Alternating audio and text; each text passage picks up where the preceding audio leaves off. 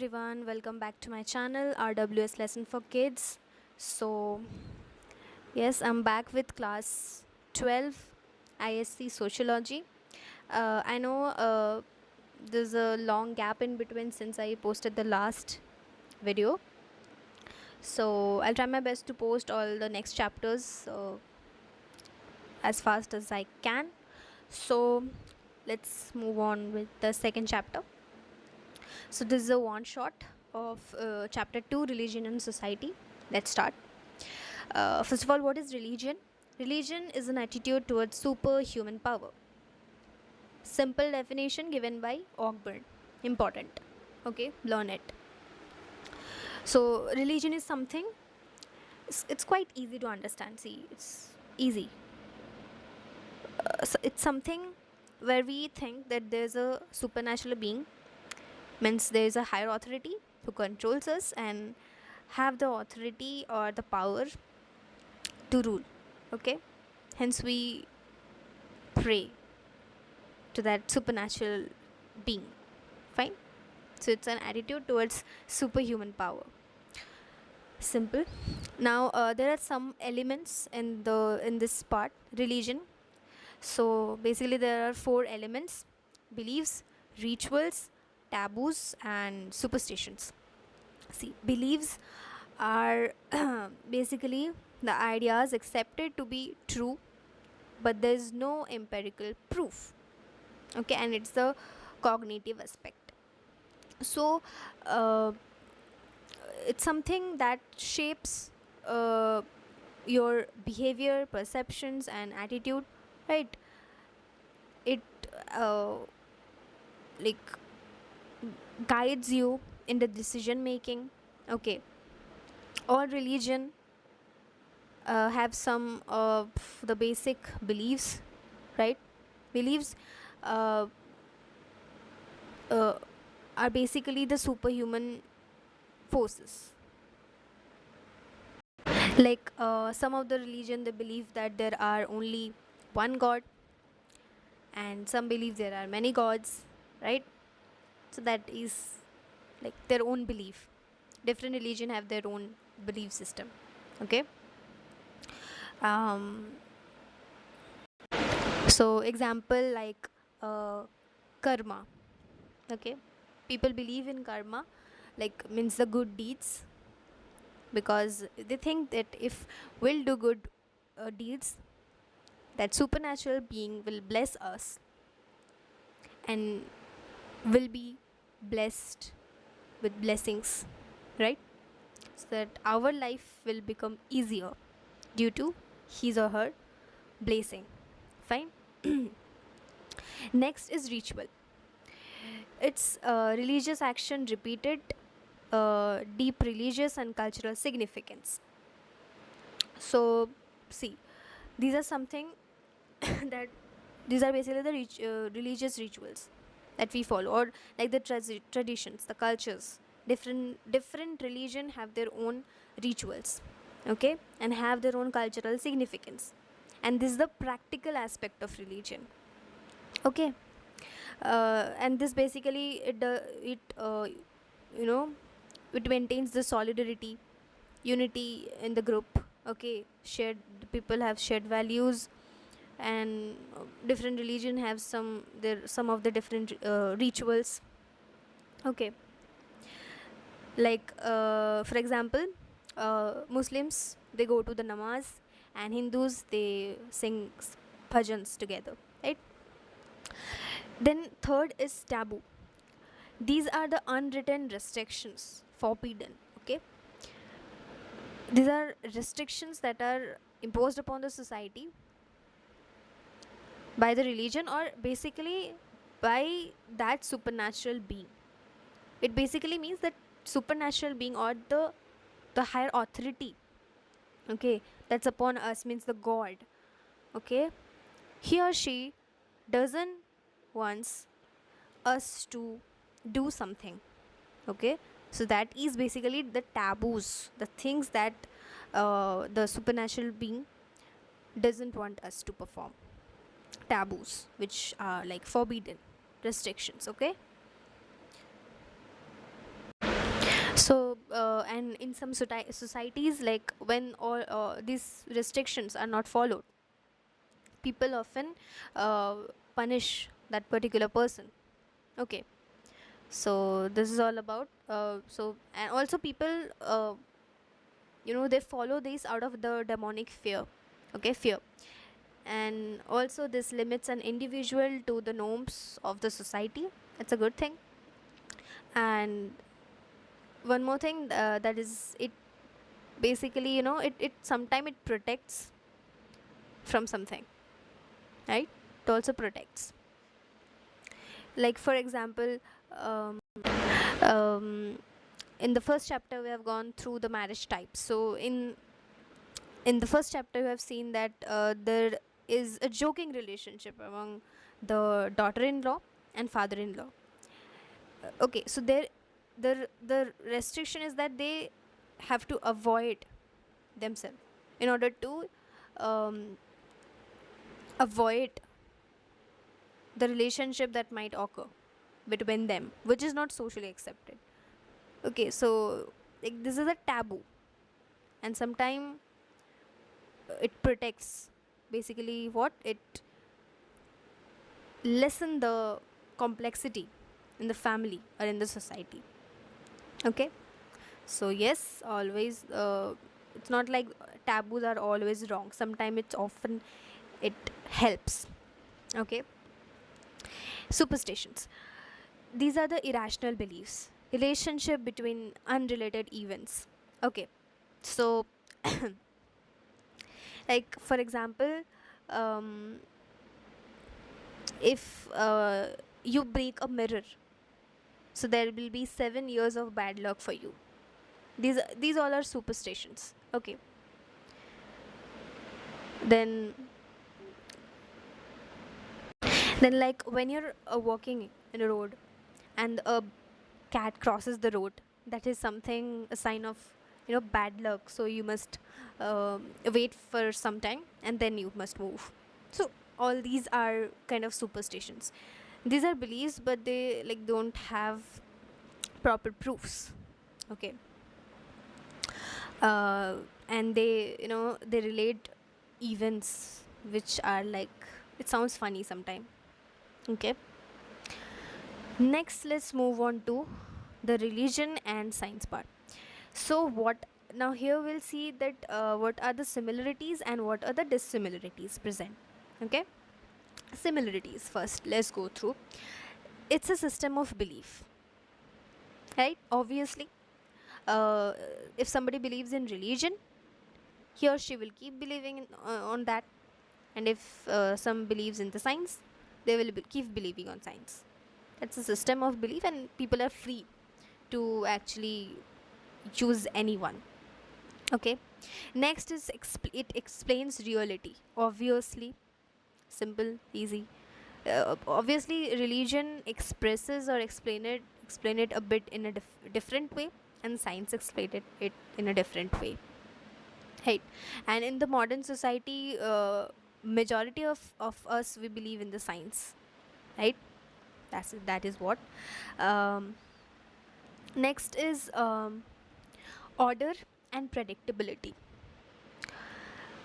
Obviously, like science have some theories, some proof through which it can predict something, like the weather prediction, or sometime, the environmental degradation predictions. Science is able to do that, right?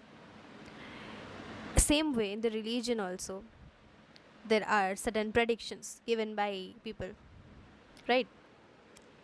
So that is what the first point that I told, that the person who believes in religion will keep believing in it, and the person who believes in science will keep believing in science. So that is the basic difference. Okay, it's free. It's free to you can choose anyone. Fine. Next, special practitioner. Obviously, for the science there are scientists. Okay, and for the religion there are different priests, right? Practice it. um, Basically the Brahmins. Okay, And next, there is organized institutions. Obviously, for religion, there are temples, there are masjids, okay, all of these. And for the science, there are laboratories, right? Chemistry lab, physics lab, biology lab, all of these. So next is influences human behavior. Obviously, religion also influences behavior, science also influences behavior, and also perspective. Basically, it first influences the perspective and then human behavior. Both evolves over time. Obviously, both does. Maybe science does it a bit faster, and religion in a bit slower rate, right?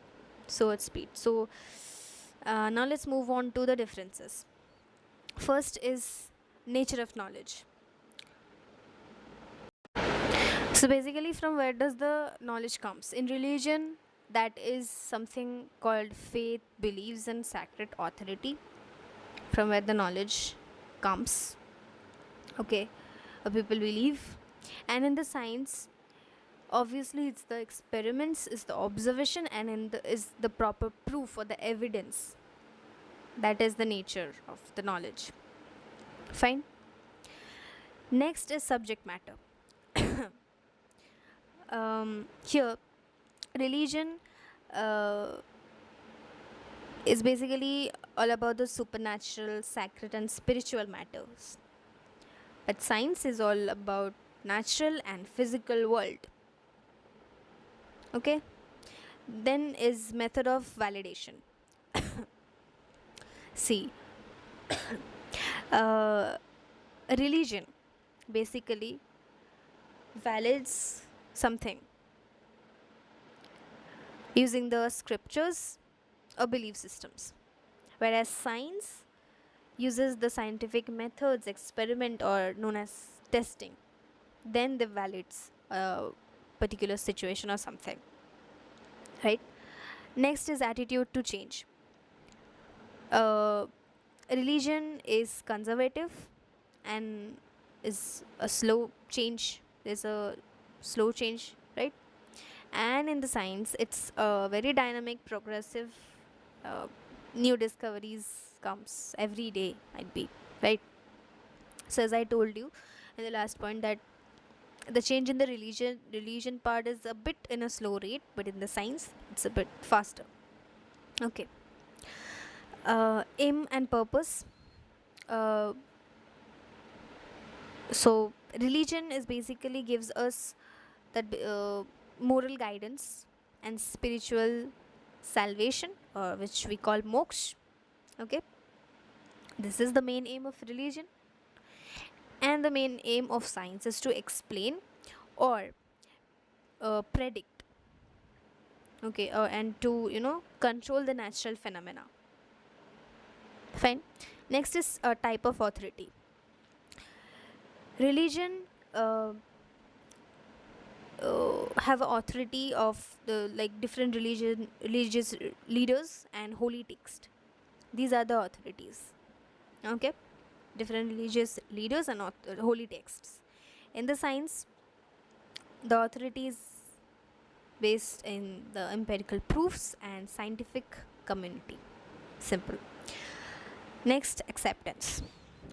Religion may vary across different regions and cultures, but the science, it's a law and it's universally applicable. Obviously, there must be a condition which are under similar case, right? So that's the basic difference. Now let's move on to the theories of religion. Now, uh, there are basically four theories, and the last theory that you can see, that is the functional theory given by three people. I want you to understand these theories very nicely, so concentrate and listen to me. Theories of religion. The first one, animism. What is animism? So uh, first of all, this was given by Edward. Okay, where he said that um, the early humans, okay, means our ancestors basically, they how do they understand about all this religious matter and about all this soul, basically the soul matter, how did they actually understood this particular thing? Because there was no one at that time to explain about all these things, right? So how did they thought about all those soul matters? So here Edward said that animism is which a religion that was followed or is known by the early humans. Like they believed that there was like there was two souls. One was a free soul, and the second was body soul. Okay, so when the people sleep, okay, so basically the free soul, uh, it can go away from the body. It can go anywhere. That is the free soul. That is when we dream while we sleep. Okay, so the free soul can move anywhere, but the body soul is something for which we are alive. We're breathing, we are able to see, our brain is working. All these things are happening because of the body soul. But there is another soul inside us, which is the free soul. And when it leaves the body, there is only one soul. That is the body soul. Okay? So this was the basic concept. So, and that's the reason they also worshipped their ancestors. Okay? Next is uh, naturism. And this was given by Max Muller. Okay, where he said that the early humans, they believed in the non-living things, like the objects of the nature, basically the sun, wind, moon, and etc., which we still believe, right? Hinduism still believes this.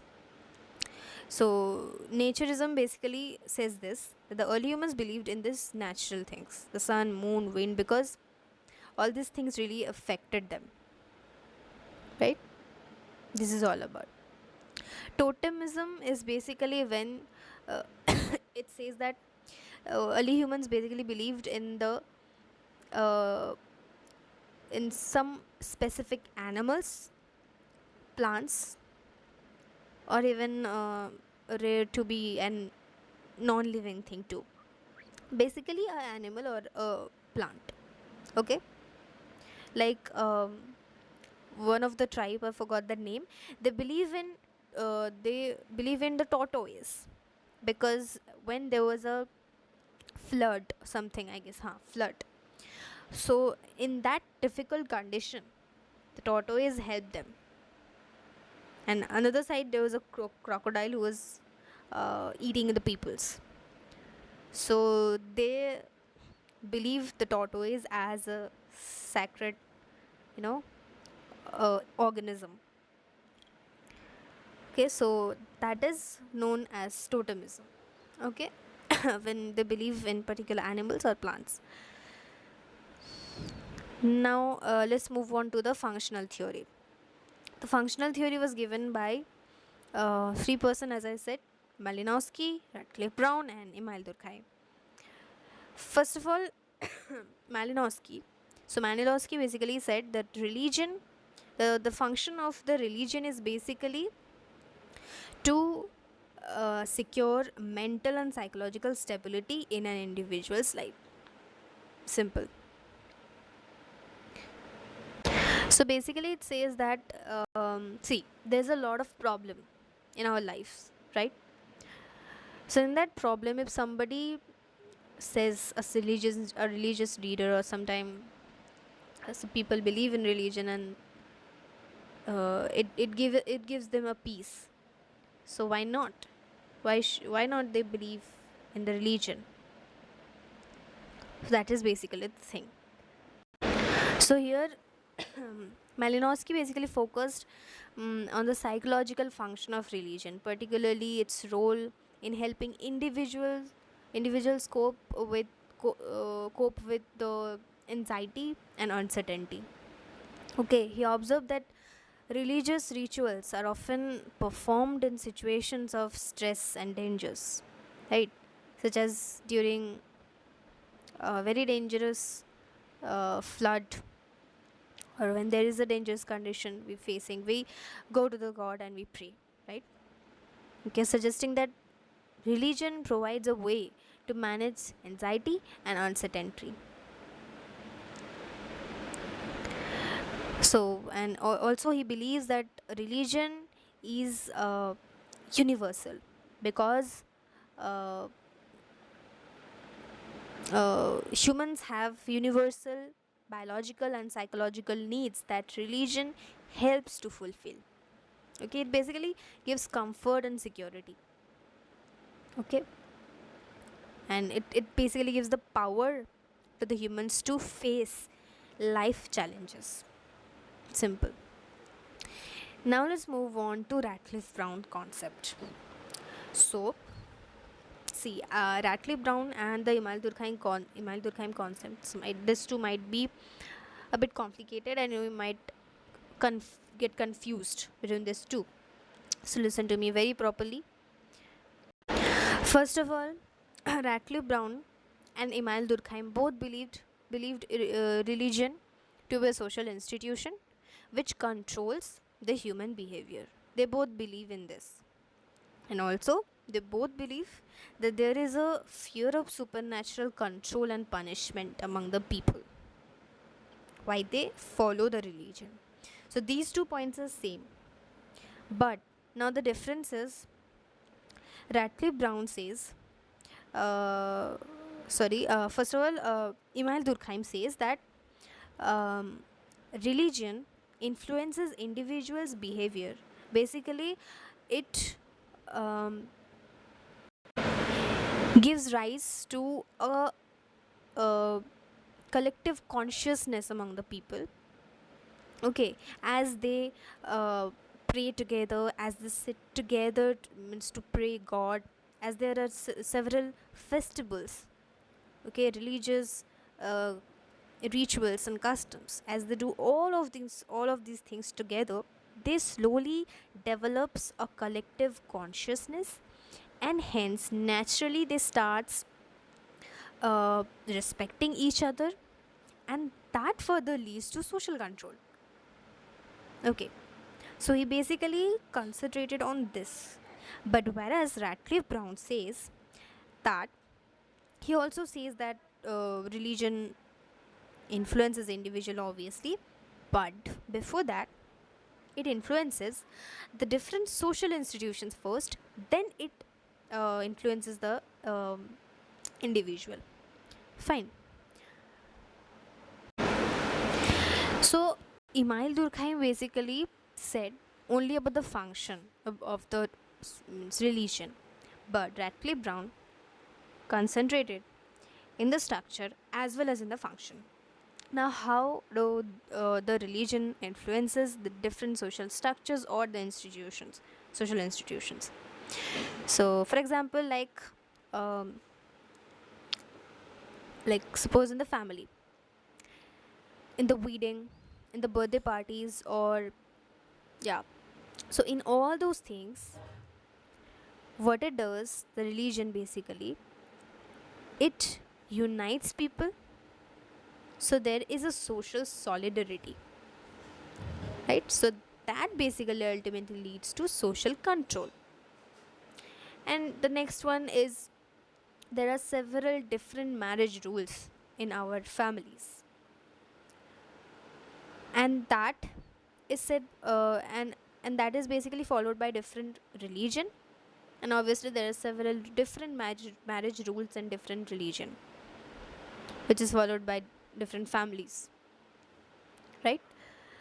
So that basically leads to, means helps in lessening the complexity in the society, because if there will be different kind of marriages, that might lead to a complex society or complexity in the relationship among the family members. So okay, in order to avoid that, the rules are made. So that also basically ultimately it leads to the social welfare, right?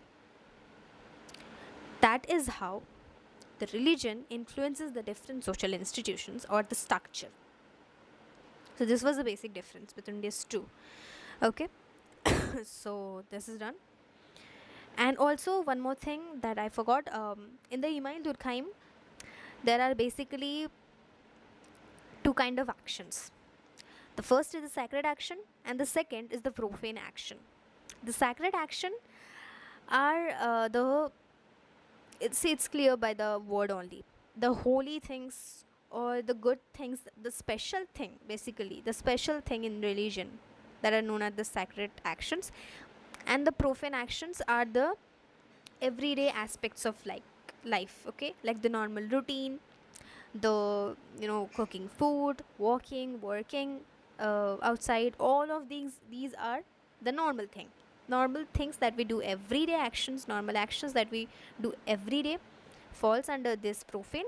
And some of the special actions or the religious ritual, okay, that we perform, some of the actions that are specially done during some period, those are the sacred or the holy actions. Fine. Now let's move on to the functions of religion.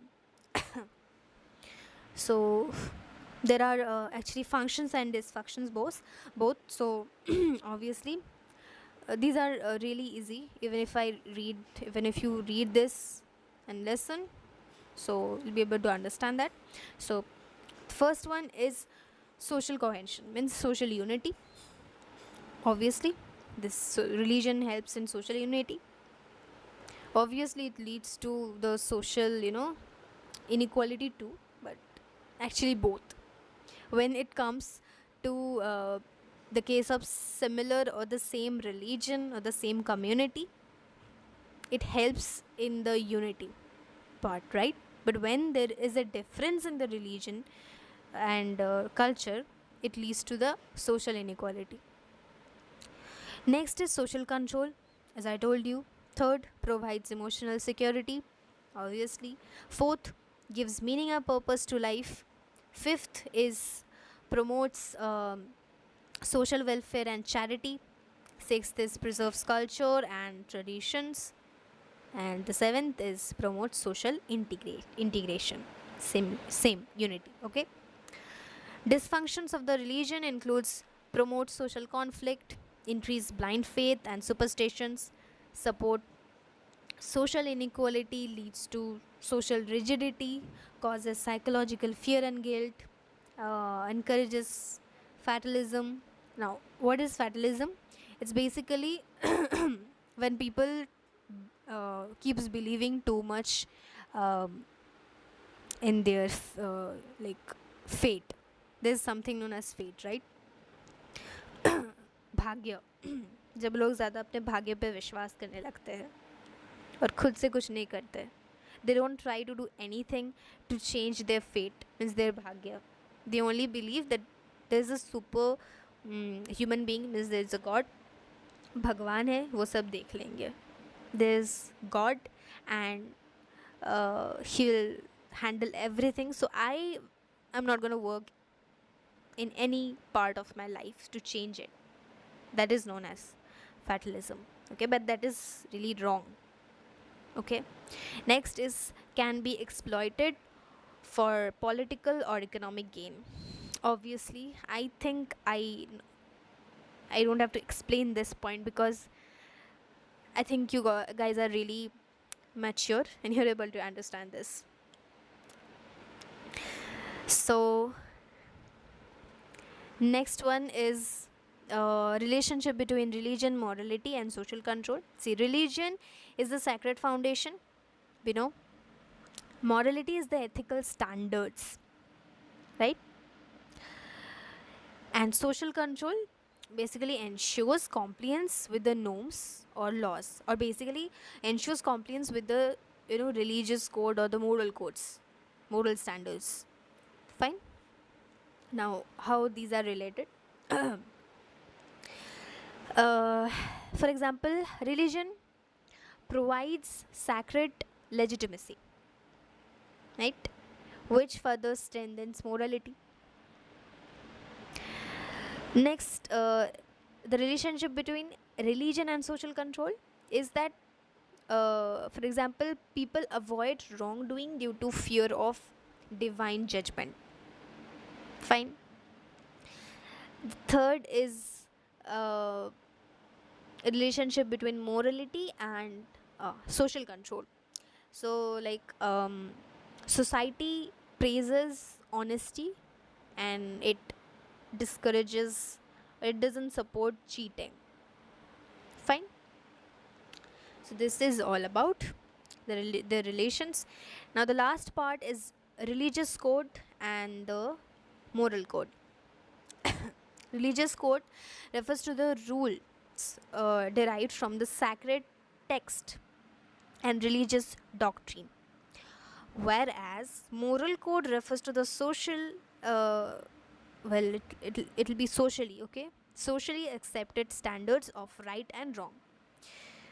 So religious, see, this will be easy if I say it like, okay, mm, see, all moral codes are not religious code, but all religious codes are moral codes. Fine. See, there are actually a lot of moral codes. Okay, there are a lot of moral codes, like, be honest, okay, believe in, in your parents, respect them, don't cheat. There are a lot of moral codes, but in the religious codes only few of the things are written, right? Only few. Like, you can check out the Christians religious code. You will see not everything or every moral codes are mentioned in the religion code, but all those religious code are actually moral codes, but not all moral codes are religious code. Okay, this was the basic difference. Now, in the traditional society, the religious code uh, was the moral codes, and in the modern society, uh, the legal principles or the laws. Okay, that leads to the follow up of the moral codes. Okay, so this was the basic difference, and I'm done with this chapter. Hope this one shot helped you. Use this video for your revision purpose, and I hope this helped you. So thank you. Keep learning and keep smiling. Till then, bye bye.